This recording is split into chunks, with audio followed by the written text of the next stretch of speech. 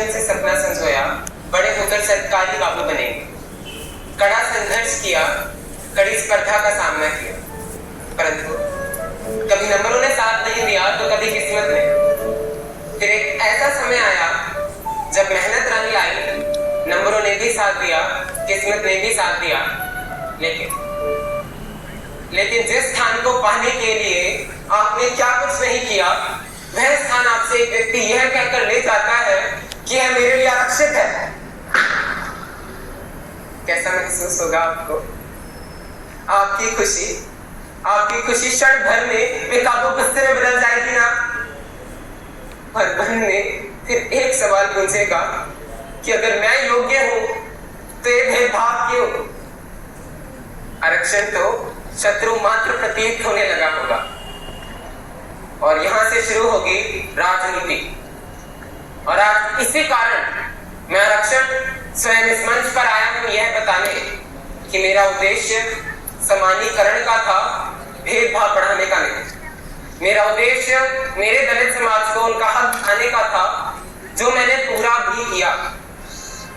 एवं अगर आज आप में से किसी को मुझसे कोई भी आपत्ति है तो क्या आप मुझे विश्वास दिला सकते हैं कि मेरे जाने के बाद भी मेरे दलित समाज के साथ समान व्यवहार होगा? क्योंकि आज भी कुछ क्षेत्रों में एक दलित दूल्हा घोड़ी नहीं चढ़ सकता, दलित समाज की स्त्रियां सार्वजनिक कुएं से पानी नहीं भर सकती। क्या आप विश्वास दिला सकते हैं? इसी कारण यह समझाने कि आखिर समिति क्या विडंबना थी कि मेरा आना जरूरी हुआ, आप सबसे परिचित करवाता हूं उस महान शख्सियत को, संविधान के निर्माता को, डॉक्टर भीमराव अंबेडकर को। भीमराव की बचपन से ही पढ़ाई में रुचि थी। वे बहुत कुछ सीखने के लिए उत्सुक थे, परंतु दलित होने के कारण प्रतिबंधित थे। भीमराव आयु 15 वर्ष। भीमराव, खाना खा ले बेटा। जी बाबा आया। भीमराव, क्या पढ़कर आया आज? बाबा आज बहुत ज्ञान की बात पढ़ी। आज पढ़ा कि स्वयं को धोखा नहीं दे सकते। आज पढ़ा कि हमने है इश्क मस्ताना हमने को। भीमराव, मुझको लगा तुम्हें संस्कृत पढ़ने की इच्छा थी, फिर फारसी क्यों? संस्कृत पढ़ने की इच्छा तो बहुत थी, परंतु शिक्षक कहते हैं संस्कृत पढ़ने योग्य नहीं। शिक्षक कहते हैं मेरी मातृभाषा जो सभी भाषाओं की जननी है उसे मैं नहीं पढ़ सकता, कारण मैं दलित। शिक्षक कहते हैं मेरी मातृभाषा जो देवों की भाषा है, जो स्वयं वेदों की भाषा है, उसे मैं नहीं पढ़ सकता, कारण मैं दलित। शिक्षक कहते हैं एक सच्चा ब्राह्मण कभी एक दलित को संस्कृत नहीं पढ़ाएगा, इनसे वेदों का अपमान होता है। आखिर ऐसा क्या लिखा है इन वेदों में कि दलित के मात्र पढ़ने से इनका अपमान हो जाए? भगवान इसी कारण फिर मुझे संस्कृत की कक्षा से बाहर निकाल दिया। क्या पढ़ना मेरा मौलिक अधिकार नहीं? बाबा, क्या ऊंचे सपने देखना मेरा अधिकार नहीं? बेटा, ये समय उदास होने का नहीं, प्रतिज्ञा लेने का है। जा बेटा, पढ़ाई कर। भीमराव ने विदेश से अनेकों डिग्रियां प्राप्त की और भारत लौट आए अपने देश की सेवा हेतु। उन्होंने भारत के एक प्रसिद्ध विश्वविद्यालय में पढ़ाने का कार्य संभाला। तुम्हें क्या लगता है ये नमूना में पढ़ा भी पाएगा? Good morning.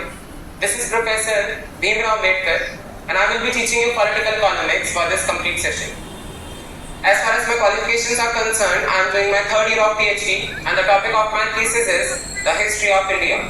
If anyone of you think that I am not capable enough to teach you, you may leave the class. Anyone? Coming back to the topic. Excuse me. Professor Ambedkar, इस घड़े से पानी पी के इसे दूषित मत कीजिए। Professor, अगर आपको मेरे सार्वजनिक रखे पानी पीने से कोई आपत्ति है तो आप अपना पानी स्वयं लेके आए, विद्यालय में मुझ पर टिप्पणी ना करें। प्रोफेसर अंबेडकर, प्रोफेसर, यह विद्यालय है, आपका घर नहीं। कृपया शांति बनाए रखें। यह भेदभावपूर्ण सामाजिक स्थिति ने भीमराव में क्रांति की ज्वाला प्रज्वलित की, जिसने जन्म दिया एक महान आंदोलन को। नमस्कार, मेरा नाम डॉक्टर भीमराव अम्बेडकर है। सदियों से हमारे दलित समाज ने यातनाएं सही। कारण था सिर्फ एक, हमारा हार मानना, हमारा अशिक्षित रहना व सवर्णों की कही गई बातों को सर्वोत्तम मानकर उनका पालन करना। आज मेरे साथ निर्णय लीजिए कि शिक्षित बनेंगे, स्वच्छता अपनाएंगे और अपने हक के लिए लड़ेंगे। अपने बच्चों को समझाएंगे कि बेटा ऊंचे ऊंचे सपने देख, क्योंकि हमारी लड़ाई सत्ता की नहीं, धन की नहीं, हमारी लड़ाई है आत्मसम्मान की, स्वतंत्रता। आइए इस लड़ाई का पहला कदम उठाते हैं एवं महानदी का जल ग्रहण करते हैं।